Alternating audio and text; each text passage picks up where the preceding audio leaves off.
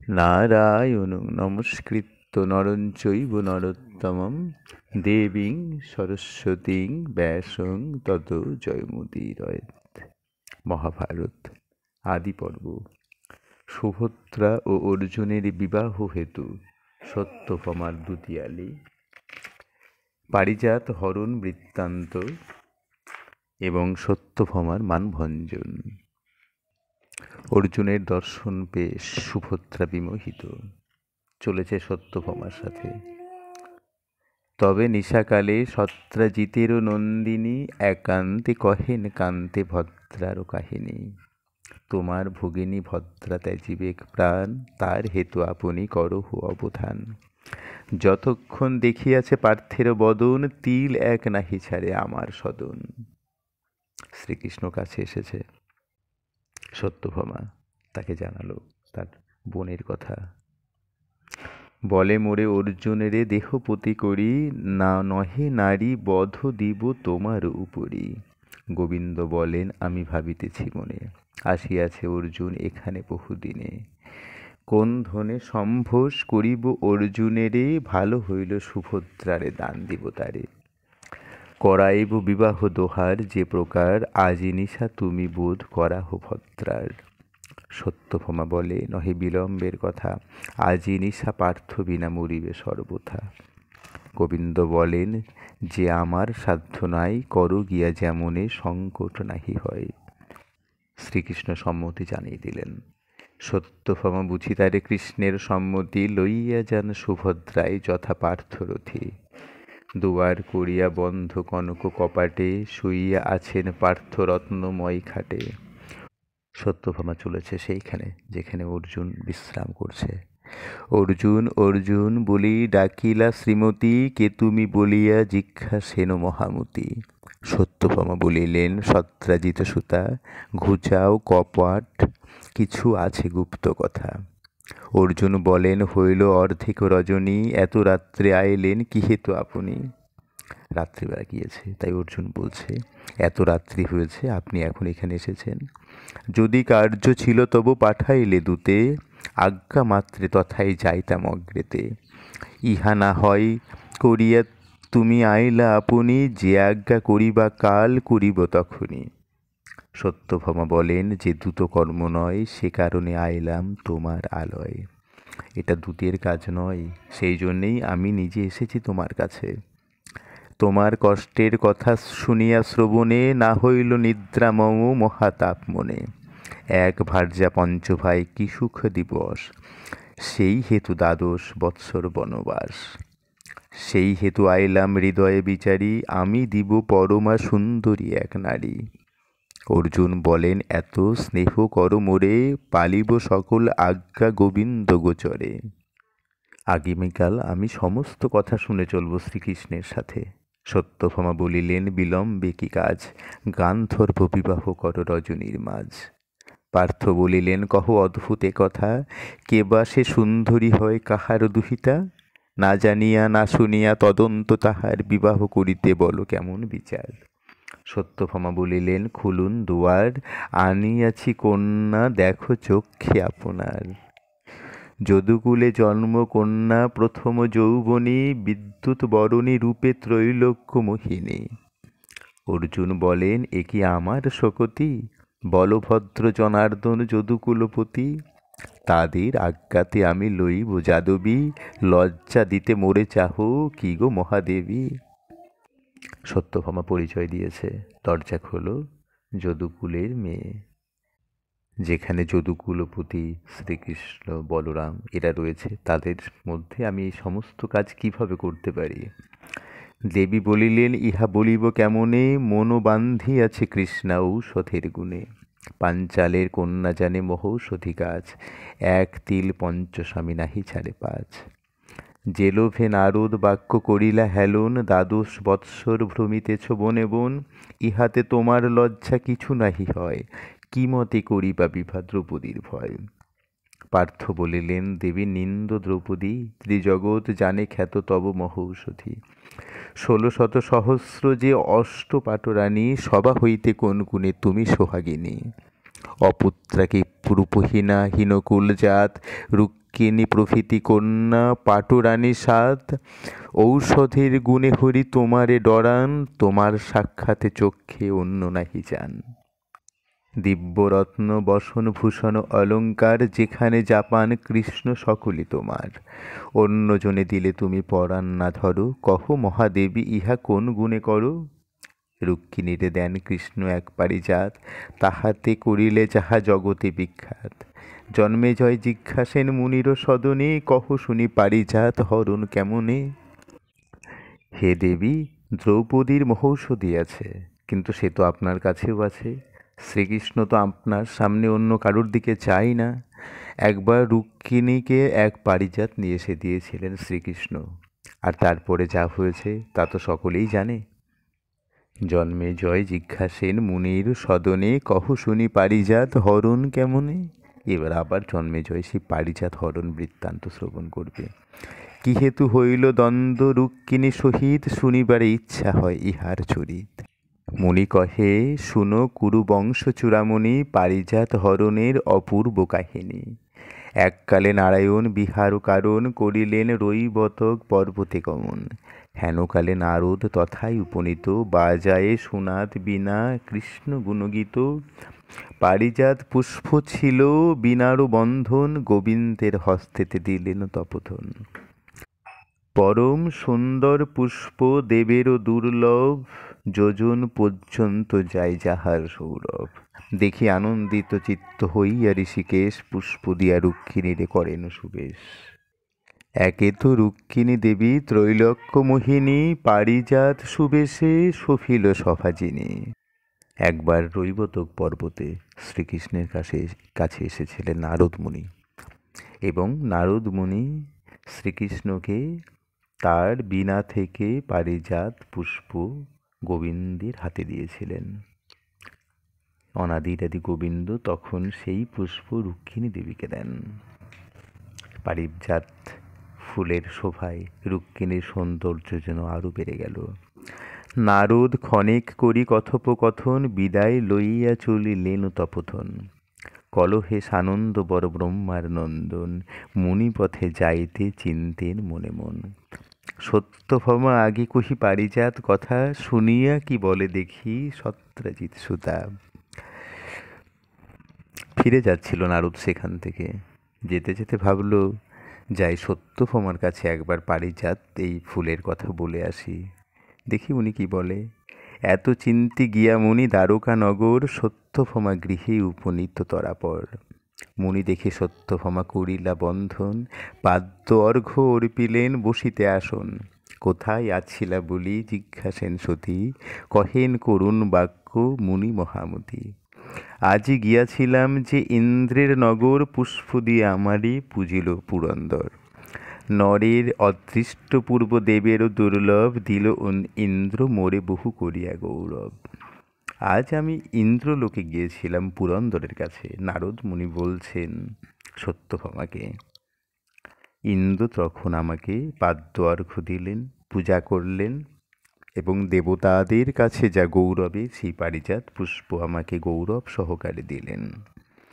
পুষ্পলোভী হইল মনে চিন্তার উদয়, বিনা ইন্দ্রে উপেন্দ্রে অন্যের যোগ্য নয়।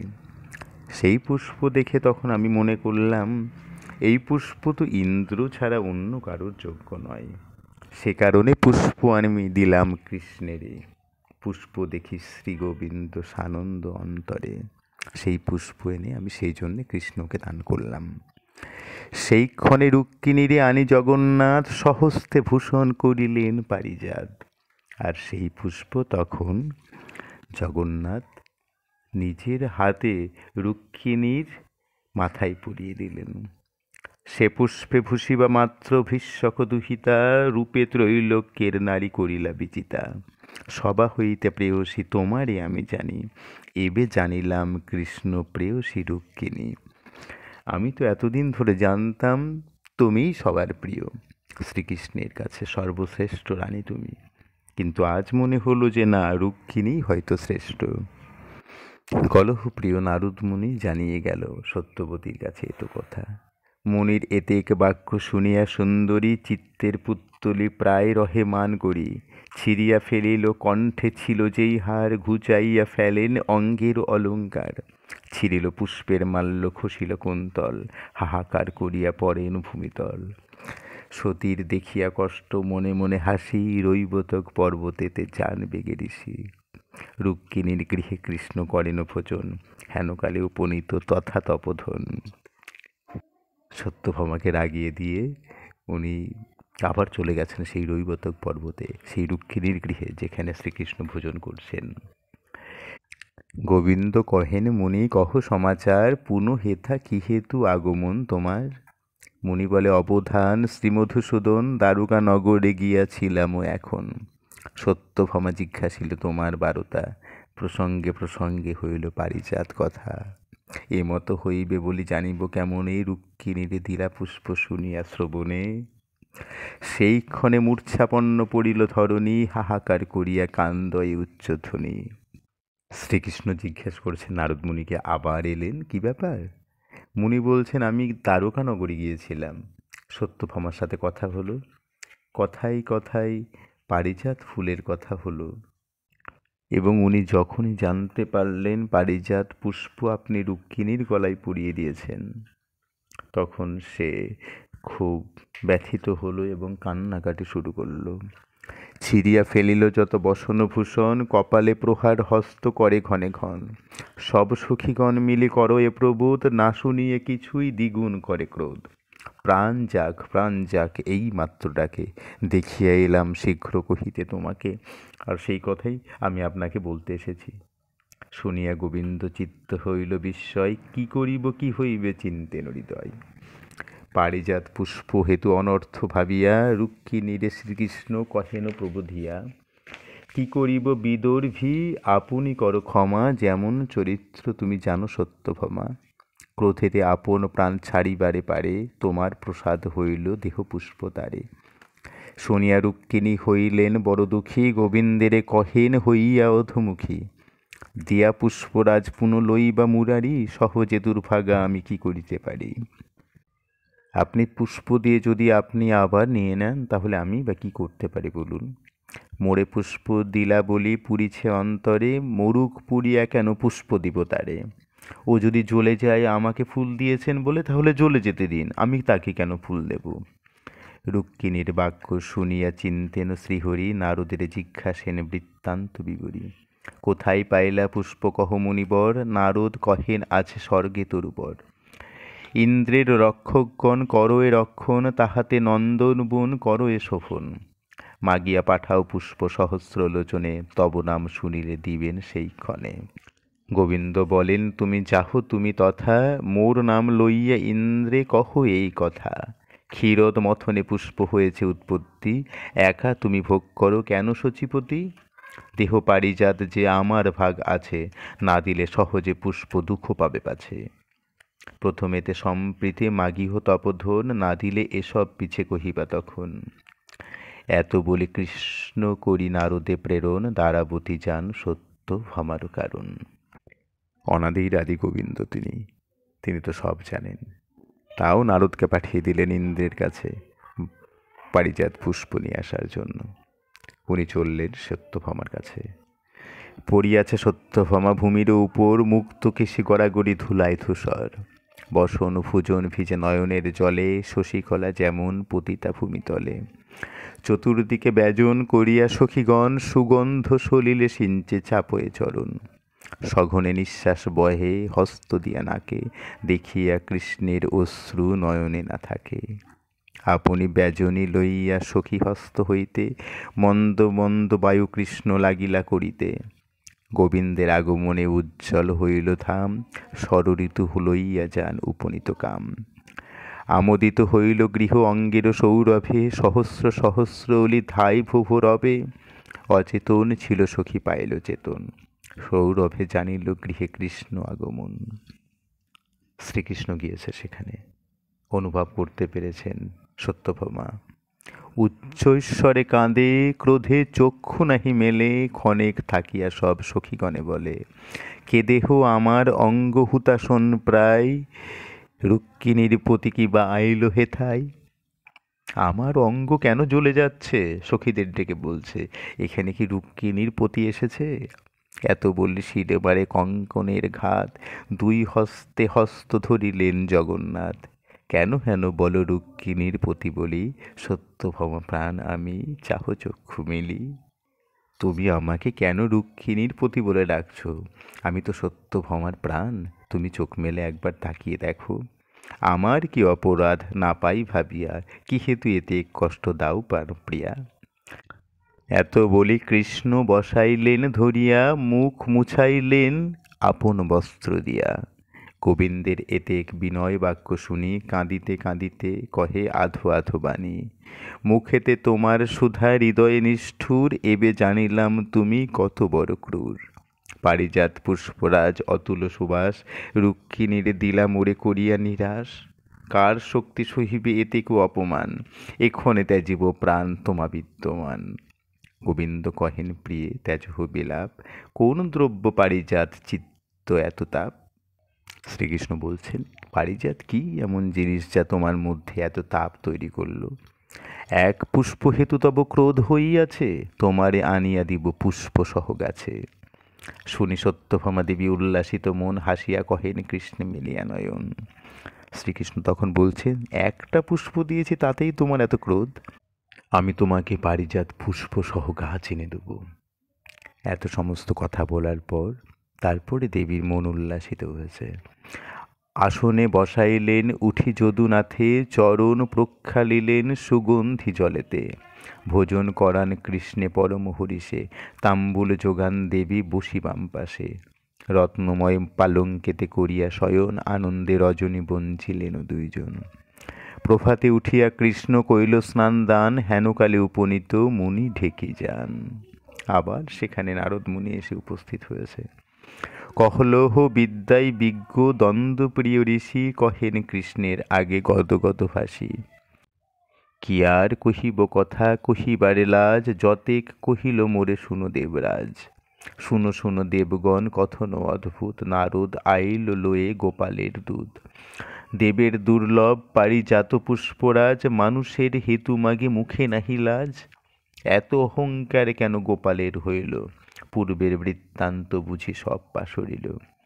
কংস ভয়ে নন্দ গৃহে ছিল লুকাইয়া, গোধন রাখিত নিত্য গোপান্ন খাইয়া। একদিন চুরি করি খেয়েছিল ননি, হাতে ধরি বান্ধিলে নন্দের ঘরণী। বৃষ অঘ সর্প বক করিল সংহার, সেই হেতু দেখি তার এত অহংকার। জরাসন্ধ ভয়ে স্থল নাহিক সংসারে, লুকাইয়া রহ গিয়া সমুদ্র ভিতরে। হেন জনে পারিজাত পুষ্পে হইল সাধ, নাহি দিলে বলিয়াছে করিবে প্রমাদ। হেন কটুত্তর কি আমার প্রাণে সহে, কি করিব দূত আর অন্য জন নহে। যাহ যাহ নারদ না থাকো মম কাছে, কহ গিয়া করুক সে যত শক্তি আছে। এই সমস্ত কথা ইন্দ্রদেব আদি সমস্ত দেবগণ নারদকে বলেছে। নারদের মনে শুনি এতেক বচন, ক্রোধেতে ঘূর্ণিত হইল যুগল লোচন। গোবিন্দ বলেন, ইন্দ্র হইয়াছে মত্ত, আপনি করিল লঘু আপন মহত্ব। আজই চূর্ণ করিব তাহার অহংকার, চলহ সাক্ষাতে তুমি দেখো আপনার। সে সকল কথন হইল পাশরণ, গোকুলেতে ইন্দ্রে দূর করিনু যখন। 7 দিন কইল যত ছিল পরাক্রম, নহিলেক গোপকুলে পূজে লইতে ক্ষম। অহংকার তার উচ্চ সুরপুরে স্থিতি, অহংকার তার আমি রোহিণী চেখিতি। আর অহংকার চড়ে ঐরাবত পরে, আর অহংকার বজ্র অস্ত্র ধরে করে। আর অহংকার তার সহস্র লোচনে, মত্ততা করিব দূর ধূলির অঞ্জনে। সুরপুর হইতে পারিব ভূমিতলে, প্রহারে ভাঙিব গজরাজ কুম্ভস্থলে। অব্যর্থ মুনির অস্থি বজ্র অস্ত্ররাজ, ব্যর্থ করি হাসাইব দেবের সমাজ। ভাঙিবন সমূলে আনিব পারিজাত, দেখি রক্ষা কেমনে করিবে শচীনাথ। শ্রীকৃষ্ণ রেখে গেছেন ইন্দ্রের উপরে। এত বলি গোবিন্দ সরেন খগেশ্বরে, অগ্রে দাঁড়াইল খগরাজ জোর করে। শ্রীকৃষ্ণ বলেন, যাব ইন্দ্রের নগর, আনিব হেথায় পারিজাত তরুবরে। গরুর বলিল, প্রভু তুমি যাও কেনে, আজ্ঞা দিলে আমি যাই ইন্দ্রের ভুবনে। নন্দন বনের সহপুষ্প পারিজাত এইক্ষণে হেথা আনি দিব জগন্নাথ। গরুর বলছে, হে প্রভু, আপনি যাবেন কেন? আমি ওখানে যাব, সমস্ত বন সহ পারিজাত নিয়ে এসে দেবো এখানে আপনার সামনে। গোবিন্দ বলেন, নহে অসখ্য তোমাতে, কিন্তু আমি তারে লঘু করিব সাক্ষাতে। এত বলি গোবিন্দ নিলেন প্রহরণ, কৌমোদকী গদা খর্গ চক্র সুদর্শন, ধরিয়া সারঙ্গ ধনু চড়াইয়া গুণ, অর্পিলেন গরুরে অক্ষয় চারতুন। বেশভূষা করিলেন কিরীটি কুণ্ডল, মেখেতে শোভিল যেন মিহির মণ্ডল। কণ্ঠেতে ভূষণ গজ মুকুতার হার, ঝিকিমিকি করে যেন বিদ্যুৎ আকার। বক্ষস্থলে রত্নরাজ শোভিল কৌস্তব, দেখিয়া মূর্ছিত হয় কোটি মনোভব। অঙ্গদ বলয় আর কেয়ূরভূষণ, আটিয়া পড়েন পীতবরণ বসন। সর্বাঙ্গে লেপন কইল চন্দন কস্তুরী, কাকালেতে বন্ধন করেন খড়গ ছুরি। হইলেন গরুরে আরূঢ় জগন্নাথ, সত্যভামা বলেন যাইব আমি সাথ। দেখিব ইন্দ্রের পুরী কেমন ইন্দ্রাণী, কি রূপে তোমার সহযুঝে বজ্রপাণি। সত্যভামা উঠেছে তার পাশে, বলছেন আমিও যাব ইন্দ্রের নগরী, আমি ইন্দ্রাণীকে দেখব, কেমন করে সে তোমার সাথে যুদ্ধ করে আমি তাও দেখতে চাই। শুনি হরি তারে বসাইলেন যে বামে, তবে ডাকি আনিল সাত্তকী আর কামে। দোহারে বলেন কৃষ্ণ চলো মোর সঙ্গে, ইন্দ্র সহ সমর দেখো হো আজি রঙ্গে। কৃষ্ণাজ্ঞা পাইয়া খগ করি আরোহণ, চলিলেন সমর দেখিতে চারিজন। হেনকালে বলভদ্র প্রভৃতি যাদব, বলিল তোমার সহ যাব মোরা সব। গোবিন্দ বলেন থাকো দ্বারকা রক্ষণে, শূন্য জানি আজি কি করিবে দুষ্টগণে। এত বলি প্রভু দিয়া সবারে রাখিলা, চলহ বলিয়া আজ্ঞা গরুরের দিলা। চলেছেন অনাদিরাদি গোবিন্দ ইন্দ্রালয়ে, ইন্দ্রের সাথে লড়াই করে পারিজাত নিয়ে আসার জন্য। নমস্কার, আসছি আমরা পরবর্তী পর্ব, শ্রীকৃষ্ণের সুরলোকে গমন এবং ইন্দ্রের সহিত যুদ্ধ, মহাদেবের যুদ্ধক্ষেত্রে আগমন, ইন্দ্র লইয়া গরুরের শ্রীকৃষ্ণের নিকটে গমন ও শ্রীকৃষ্ণের ক্রোধ নিবারণ। মহাভারতেরই কথায় অমৃত সমান, কাশিরাম দাস কহে শোনে পুণ্যবান। নমস্কার।